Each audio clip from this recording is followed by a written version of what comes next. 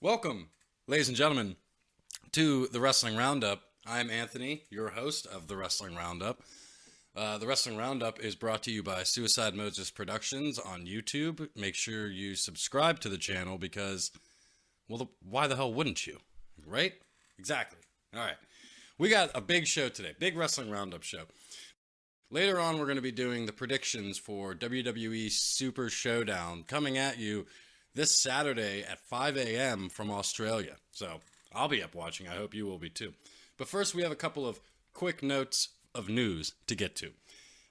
Saw a report today, according to Wrestling Observer Radio, the powers that be at WWE are seriously considering moving NXT to a 2-hour show, which would make Wednesdays 205 Live from 7 to 8, and then NXT from 8 to 10. I am conflicted about this. I love NXT, and I think it's perfect the way it is. Like last night's episode of NXT, the October 3rd's episode of NXT was amazing. It was hands down one of the best episodes of a wrestling show I've ever seen. It had everything that you could possibly want in it. Moving it to 2 hours, yeah, they have a deep talent pool, but I feel like they're just really at an hour is the way it works best. I don't know. But I mean, of course, I'm not going to complain about getting 2 hours of NXT every week, but I just think it's a little much. I don't know. Moving on, speaking of NXT, Pete Dunne has officially crossed 500 days as the WWE UK champion. I love Pete Dunne. Pete Dunne's my second favorite talent in NXT right now, right behind Tommaso Ciampa, of course. I fear that Pete Dunne will lose his title soon now that he's set such a high bar for, his reign. Like, they can go for the next 5 years and no one will beat it. But I feel like Pete Dunne might lose his belt soon, and that does not make me happy. Also in the news, had a little bit of a return this week, not WWE related. This week we saw the return of this man right here, Neville, to Dragon Gate in Japan. He will be going back to his name of Pac. Where did that come from, right? I mean, we're about a year removed from when he walked out of the WWE due to creative differences. And everyone's wondering, where's he going to show up next? Is he going to show up in Ring of Honor, Impact Wrestling, New Japan? Where's he going to go? He just put Dragon Gate on the damn map. Like, nobody was talking about Dragon Gate before this week. Now, it's all anyone's talking about. Everybody wants to see the first Neville match. Everybody wants to grab that first piece of Pac merchandise. I'm excited. I love the man. I think he's great. I think the WWE should have fucking gave him $2 million a year to keep him, put him on the main roster, and gave him that Intercontinental title. And that would have probably made him happy just as much as it would have made me happy. Plus, let's not forget the fact that we still have never had a WWE champion, like a heavyweight champion or a world champion, from England. Why is that? Like, we went through William Regal, and everybody knows why William Regal didn't work out. But we had Wade Barrett. We had Neville. I feel like Neville should have been it. Like, I don't know. Maybe I'm wrong. I'm usually not, though. So let's move on. In New Japan Pro Wrestling news, this past weekend, we had a little, I say little, it was a huge match. Juice Robinson defended his IWGP United States Championship against Cody Rhodes in what was built as this just great storied match. Like, Juice Robinson, formerly known as CJ Parker in NXT, was one of Dusty's kids, to where it was Dusty Rhodes was the coach back then, and everybody was just, all the people who were there were Dusty's kids. And then Cody Rhodes is actually Dusty's kid. So that was a great little story to go with. Cody Rhodes wins the IWGP United States Championship. So that means he has IWGP North American Championship and the NWA Heavyweight Championship. That's unprecedented. That's huge. That's mind-blowing. I can't believe it. I'm still in shock. And I love Cody Rhodes' promos that he's doing these days, where he's more vindictive. He's more pissed off. He's got like a chip on his shoulder. The whole Bullet Club thing is going on. The Elite thing's going on. He's just got a lot of stuff going on, but he is just doing some great work right now. I don't know if he's ever going to be back in the WWE, but man, I really hope so. Someday, right? Ideally. All right. So there's our little bits of news. Let's get on with the predictions. We've got WWE Super Showdown coming at you. That's the worst Australian accent ever. Ha! I hope there's nobody in Australia watching because they're pissed off right now. Coming at you from the Melbourne Cricket Grounds. Like I said, this Saturday, October 6th at 5 a.m. Set your alarms, people, because it's an early one. Let's get on with the matches. For the Cruiserweight Championship, we have the champion, Cedric Alexander, versus the challenger, Buddy Murphy. Buddy Murphy is a native Australian. Cedric Alexander has not been pinned in over a year. Now, most times whenever a wrestler is in their home state or home country or whatever, they lose. That just has to happen. I mean, I don't know why, but that always happens. This time, it's going to be different. I'm going with Buddy Murphy to win the Cruiserweight Championship. I feel like it's a great time to transition the title into somebody else. Cedric's been doing great work, don't get me wrong. But I feel like Cedric Alexander, he could probably be better utilized on the main roster. Could you imagine a tag team where it's Cedric Alexander and Apollo Crews? Like, that's dangerous right there. So, we're going with Buddy Murphy on this one. It's going to be a great match. Don't get me wrong.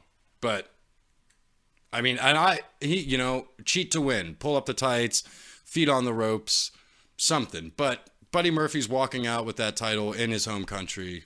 I guarantee it. Next up, we have a tag team match, women's tag team match to be exact. We have Asuka and Naomi versus the Iconics, made up of Billie Kay and Peyton Royce. Now, I just talked about Buddy Murphy being from Australia. Peyton Royce and Billie Kay, both also from Australia. Can't have three people from Australia win this weekend. Just can't do it. So, I'm going with Asuka and Naomi. Although, now that's my pick. Asuka and Naomi. That's the pick. But I would not mind seeing like a little miscommunication between Asuka and Naomi. Give me a little Asuka heel turn. I mean, give me a little bad guy Asuka. I could do that. She's already got the skill set and the move set to play a heel. Just let her do it. I think that would be fun. But for right now, I'm going with Asuka and Naomi for the win. Next up, we have another tag team match. This one from the men. We have Elias and Kevin Owens, which over the past couple weeks have been really entertaining together. They play well off of each other. Kevin Owens he does everything right, so it's hard for me to say that. And plus, Elias has been doing everything right this year as well. Hold on one second. Hammer. Versus Elias and Kevin Owens versus John Cena and Bobby Lashley. Now, John Cena, we have not been seeing much of this year because he's off doing his movie stuff. He's got Bumblebee coming out in the next couple of weeks. He's got another movie he signed up for, and I think even another one after that.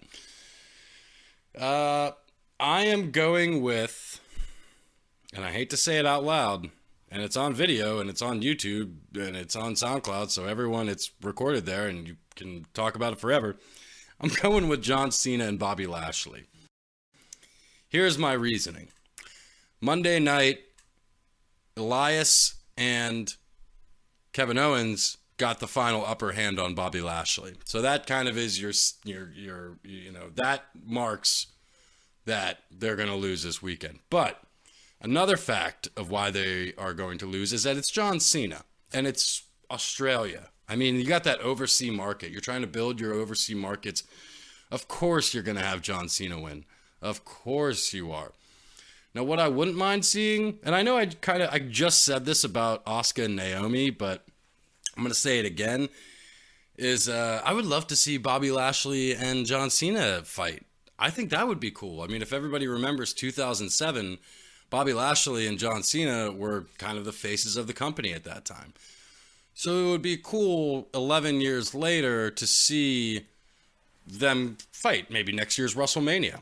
I think that would be fun. I wouldn't mind seeing that. Maybe like even a bad guy Bobby Lashley, because he's got Leo Rush with him now, and just keep that whole thing going.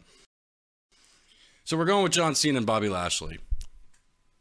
And it's hard for me to say that. Next up, we have the tag team title match from SmackDown Live. We have the champions, the New Day, versus the challengers, The Bar, Sheamus and Cesaro.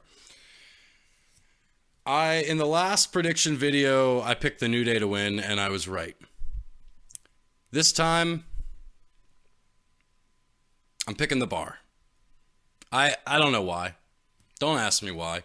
And it's not even like Sheamus and Cesaro have been featured that prominently on SmackDown Live lately. But I just have a feeling that The Bar will be walking out with the tag team championships on Saturday. I mean, and I love the New Day, but it's been what? It's been 4 years. And I hate to say, like, break them up, but maybe don't break them up necessarily, but something needs to change. Like, Big E needs to challenge for a singles title and let Kofi and Xavier do the tag team scene. Like, something's got to change here. Like, I need it mixed up. I feel like, and to relate it to something, is that I feel like I'm going through the same thing with the New Day that I went through with Enzo and Cass. To where it's like, I loved Enzo and Cass in NXT. And I loved them when they first came up to the main roster. But then you start to realize that every week they're just doing the same stupid shit. And that's kind of where the New Day's at. Wow, right now. It's the same stuff every week. It's pancakes, and it's this, and it's that, and it's like something needs to change. Like, freshen it up. Like, if you take a lesson from Chris Jericho, he changes his whole thing like every 2 years. Change, just and change can be good. Like, change doesn't have to be bad. Like, change can be a good thing, and I think that's exactly what the New Day needs right now. And to do that, they need to lose the tag team titles to The Bar. So, picking The Bar. We don't just set the bar, we are the bar. That whole thing. I love that. I love saying The Bar in an Irish accent. I think it's funny. Next up, also from SmackDown, we have the women's title match. We have Becky Lynch, the champion, versus Charlotte Flair, the challenger. This has been the best story in WWE for the last 2 months. Ever since Becky turned on Charlotte, this has been the meat and potatoes of the WWE. Week after week, they put on great segments, great promos, great matches.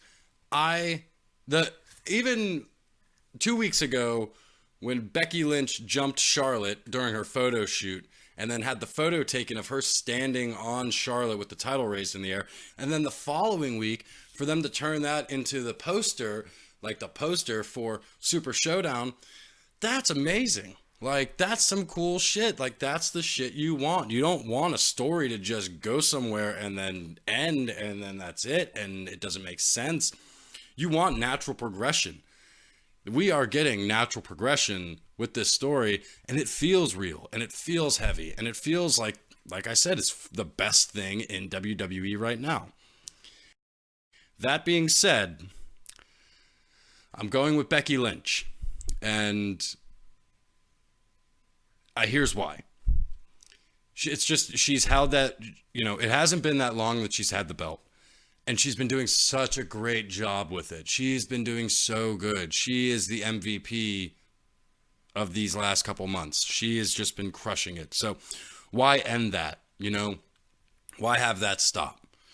And then this is kind of where superstar shakeups should be done more. I feel like Charlotte should be moved over to Raw to inject some new blood into there, but that we're not talking about that right now. We're talking about Becky Lynch beating Charlotte in Australia this Saturday. It's going down. It's going super showdown. See what I did there? Next up, we have a number one contenders match for the WWE Championship. Yeah, I kind of meant to say something after that, but I realized I didn't have to. We have Daniel Bryan versus The Miz. For everybody who has been clamoring for Daniel Bryan to face The Miz ever since Daniel Bryan got cleared, I hope you're happy, because it's the only thing that we've been seeing since August, since SummerSlam. We had SummerSlam, Daniel Bryan versus The Miz, and then at Hell in a Cell, we had the tag team match with the wives included, and that's cool and everything. But here we go again, and ideally this is the last time for a while. Daniel Bryan, The Miz, number one contendership. See, this one's hard. This one was probably the hardest one for me to pick because, whoa, the Miz deserves it. The Miz deserves it 100%. He has been doing great work over the last 2 years. Daniel Bryan should win because of who I am picking to win the WWE Championship later in the night. So, with that being said, before I go into any more explanation, I'm going with Daniel Bryan. And if if you're like me and you're picking the Daniel Bryan match off of what's going to happen in the WWE Championship match, then you obviously know where I'm going with the WWE Championship match. But we'll get there later.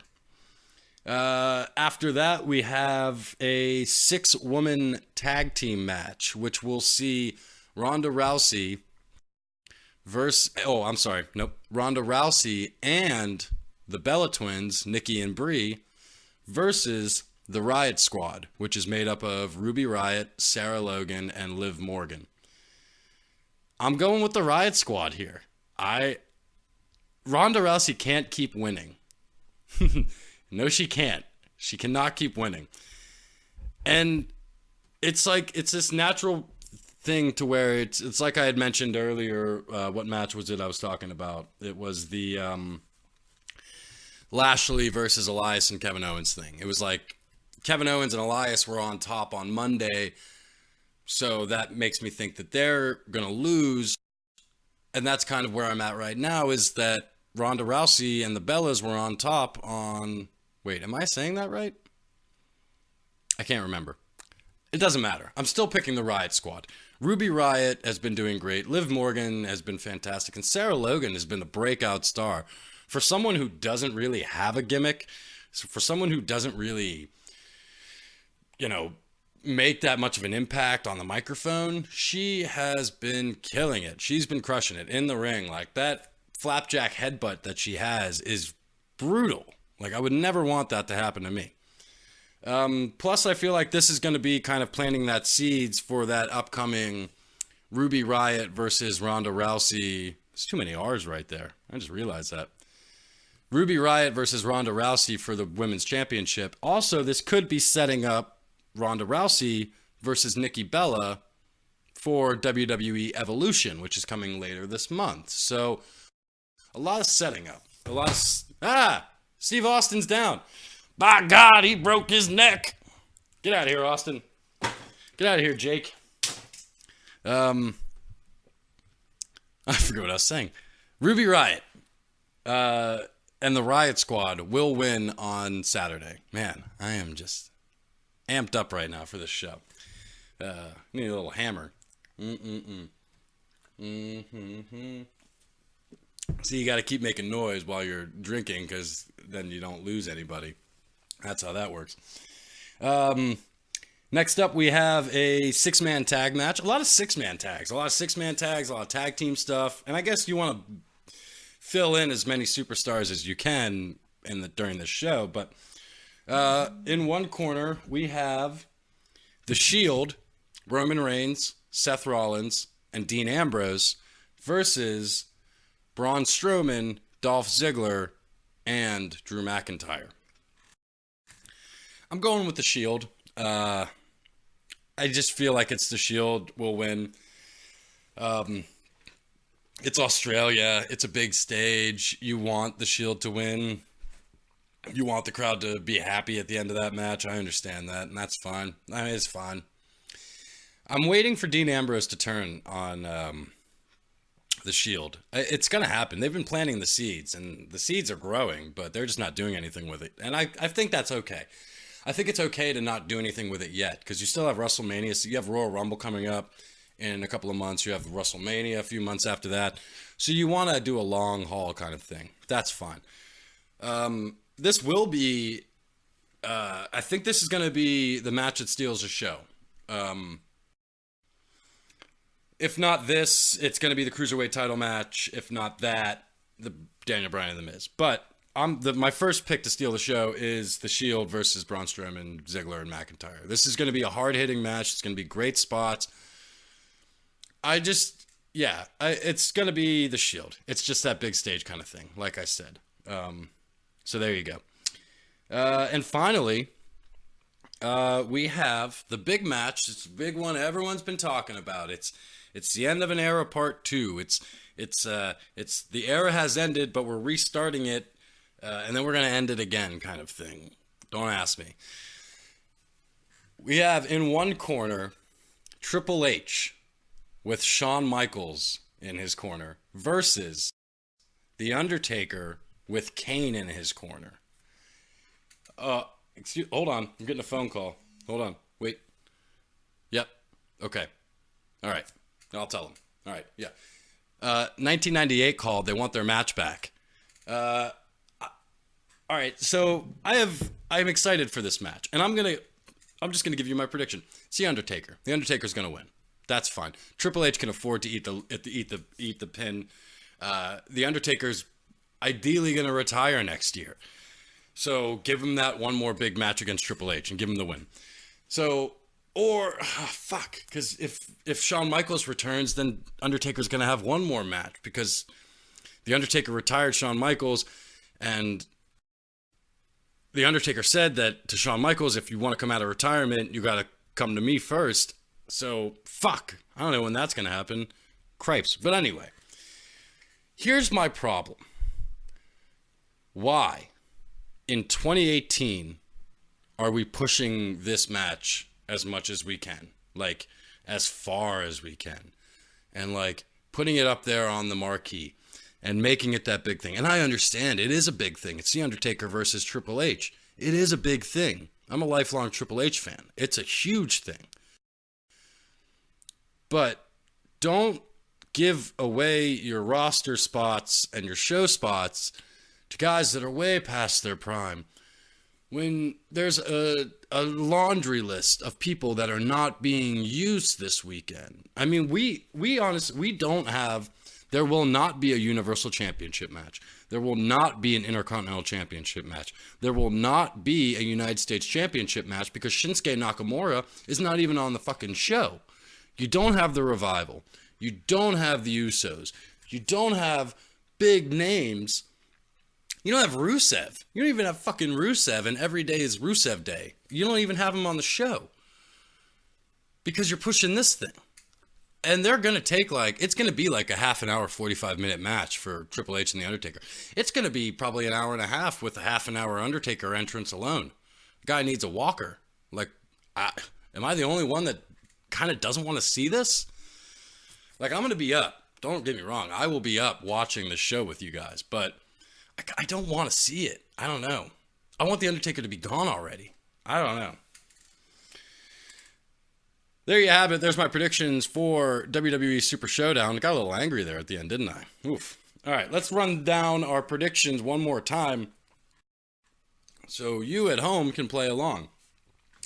All right, we've got Buddy Murphy, Asuka and Naomi, The Bar, John Cena and Bobby Lashley, Becky Lynch, Daniel Bryan, The Riot Squad, I didn't even talk about that match. Did I talk about that match? I didn't talk about that match. All right. Let me just keep going and then I'll talk about the last one. Cripes, I messed that one up, didn't I?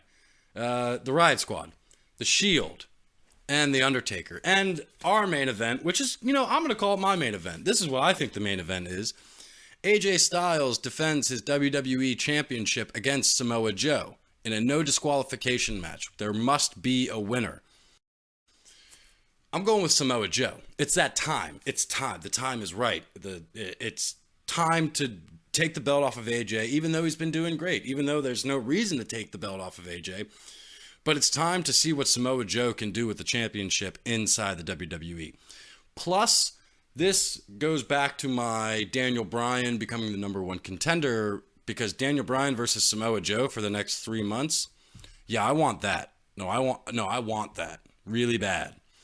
AJ Styles will let his heart get the best of him. He will get too emotional during this match, and it's going to slip away from him. And that's just the way it is. I'd like to know if there's going to be a rematch after this, because we had the one match and it ended in disqualification, and now we have this match. If AJ loses, does he get his rematch clause? That's interesting, because we could potentially see Samoa Joe as champion versus AJ Styles with his rematch clause versus Daniel Bryan as number one contender. That's crazy to think about. I just thought about that and I got, there's something going on down there. I don't know what it is. So yeah, we've got Samoa Joe for the win. Ladies and gentlemen, this has been the Wrestling Roundup. Make sure you tune in to WWE Super Showdown Saturday morning, 5 a.m. Eastern Time on the WWE Network. Comment below with your predictions, and let's see how you do compared to me. Right? That's what it's all about. It's all about making fun of people who get things wrong, right? That's what I thought, anyway. Ladies and gentlemen, this has been the Wrestling Roundup. I have been Anthony. Have a great day and a better tomorrow.